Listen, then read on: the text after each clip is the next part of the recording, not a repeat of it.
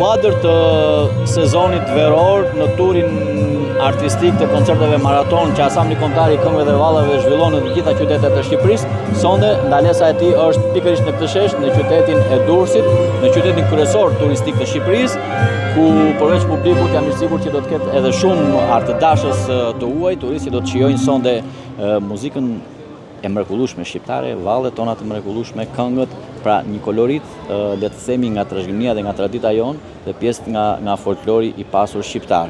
Sigurisht që janë 30 artistë të cilët do të ngjiten sonde në skenë dhe do të performojnë njëri mbas tjetrit. Kemi dhe të ftuar një këngëtare speciale nga qyteti i Durrësit. Ky është stacioni i tretë, pasi kemi filluar në Sarand, në qytetin e Laçit, sonde jemi në Durrës, Ansambli do të udhtojë në qytete të tjera, do të jetë në Gjirokastër, në Berat, në Vlorë, në Fier, pra në të gjitha sheshet kryesore, aty ku ka publik, aty ku ka turist, pra artistët e ansamblit janë bashkohen së bashku dhe bëhen një me të gjithë ardashtit të cilët duan ta prekin nga afër dhe ta shijojnë muzikën tonë popullore, folklorin tonë mrekullueshëm.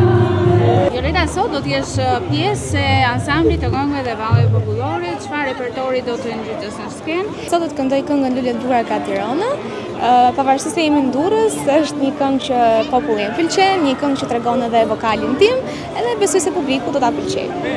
Ti je pjesë e ansamblit në këtë natë për më tepër të interpretosh dhe këngë dhe që gjithsesi nuk është se janë pjesë e repertorit tënd të përditshëm. Si të bën ti kjo? Është një kënaqësi shumë e madhe të trashëgosh traditat e tua dhe t'i çosh ato përpara, sidomos me ansamblin e shtetit. Është një nder shumë i madh për mua, edhe shpresoj që dhe në të ardhmen të kem sa më shumë mundësi ta bëj këtë, ta tejcoj këtë traditë.